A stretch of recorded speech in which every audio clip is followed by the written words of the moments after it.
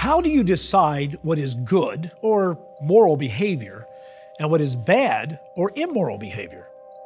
Traditionally, Christians have believed in a creator God who defines what is good and evil for his creation.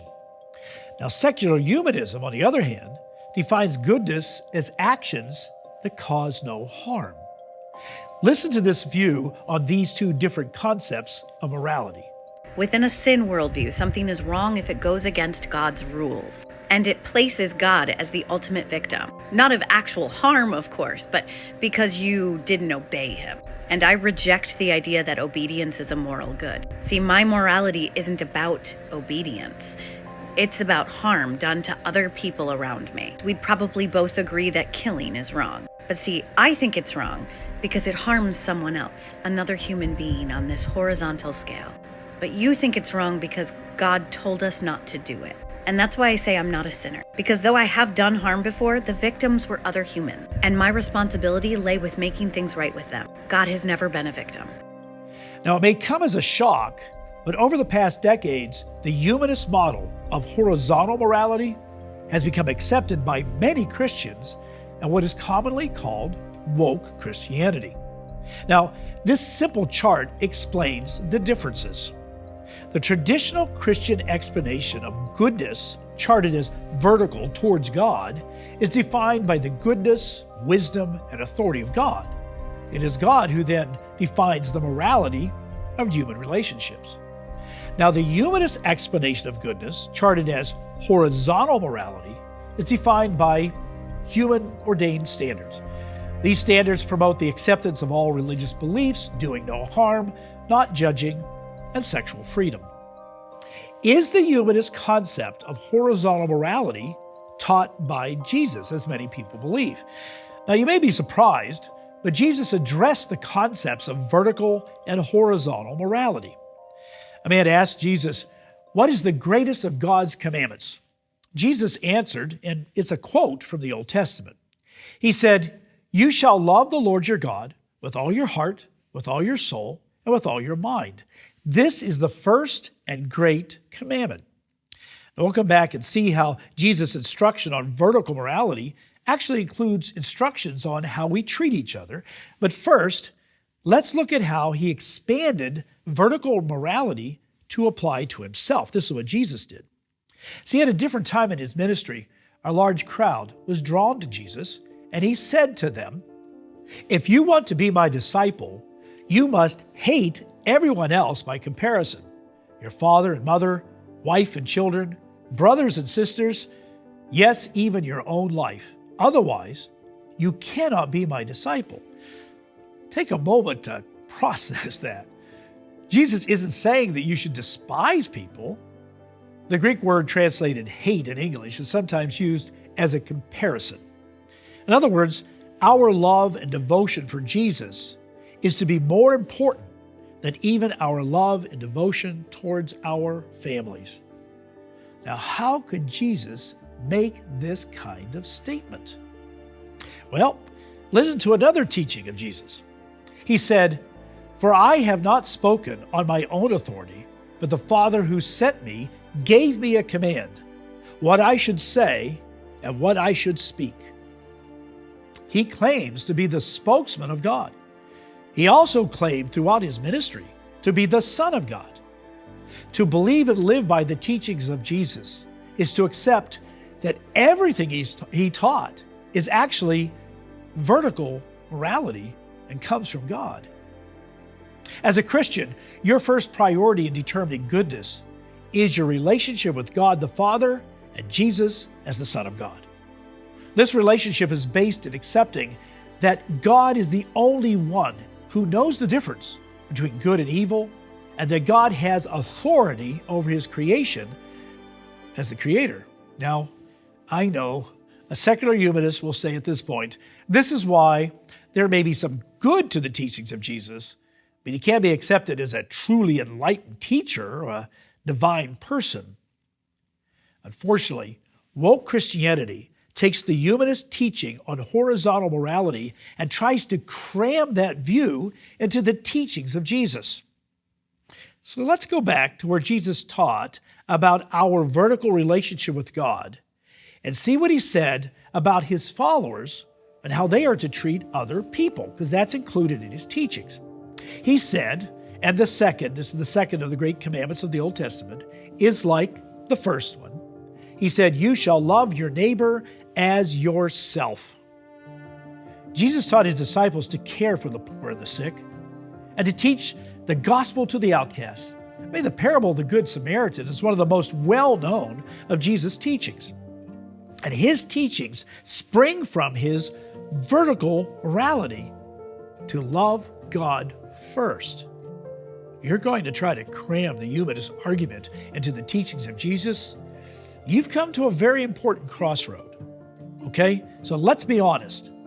For many, the teachings of Jesus make them feel guilty, so they ignore him. Or it causes anger because he forbids them to do behaviors that they like, so they reject him. Or they hate his teachings to submit and worship God. They don't like his authority. God just doesn't meet their standards of love and fairness. At this crossroads, you must decide whether Jesus is really who he says he is, as the spokesman and the Son of God, or conclude basically he was a madman. If you have wondered, what did Jesus really teach?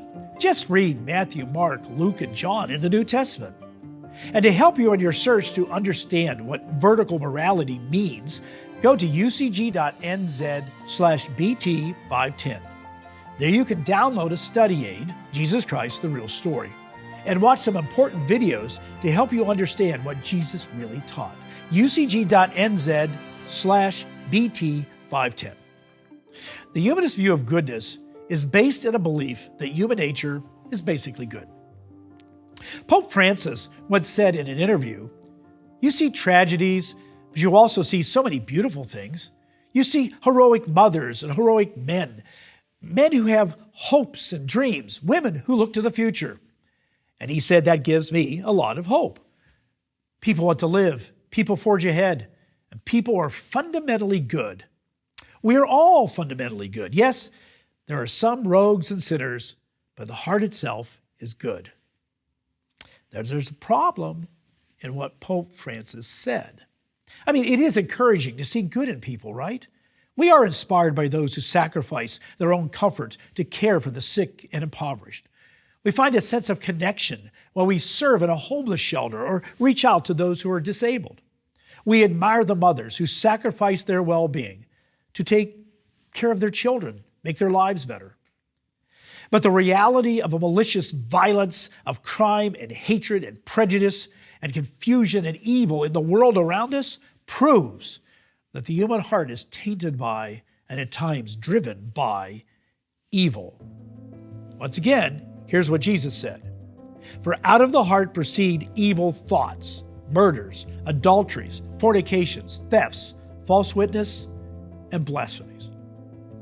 Notice the first result of an evil heart is evil thoughts. Let's go back to the humanist belief that horizontal morality is acceptance of all religious beliefs, doing no harm, not judging others, and sexual freedom.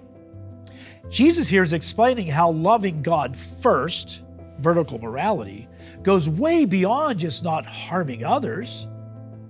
God just doesn't want us to do no harm to others. Now listen to this.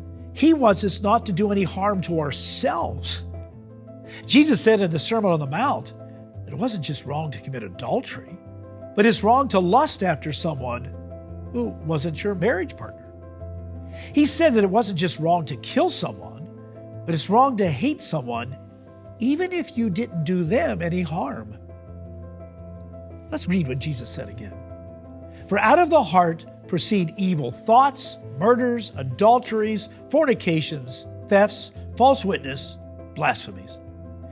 Evil thoughts. That's what produces violence and sexual immorality, which is on the list, stealing, lying, and hatred of God. The evil thought that no one else hears is still evil. The morality of Jesus requires a dramatic transformation of heart, soul, and mind.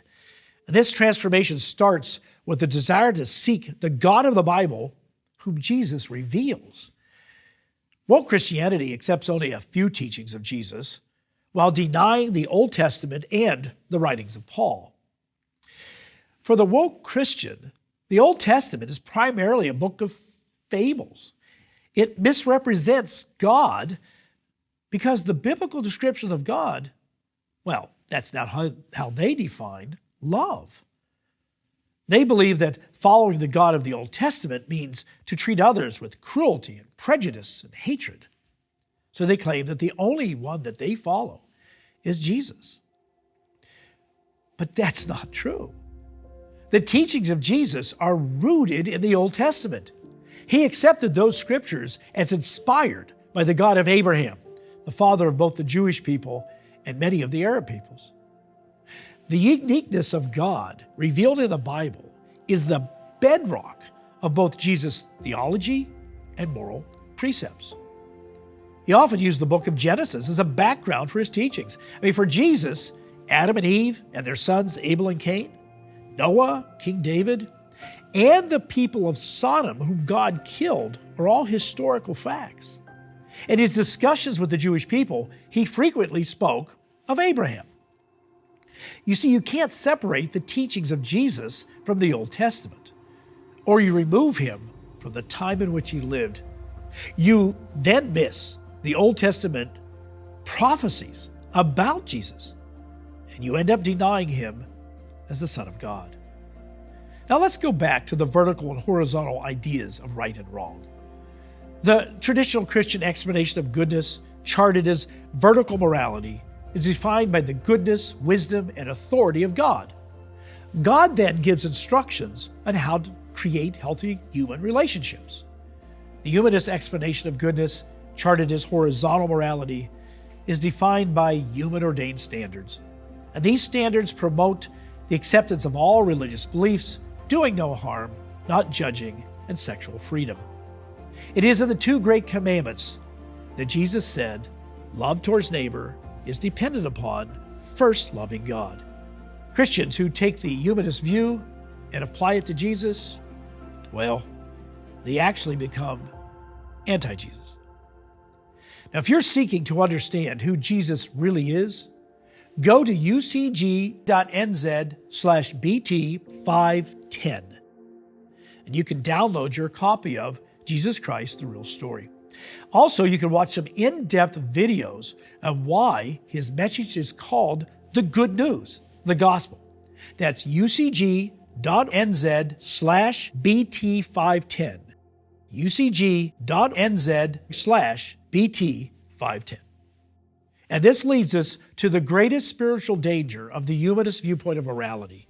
And we'll cover this in part 2 of when Christianity becomes anti-Jesus.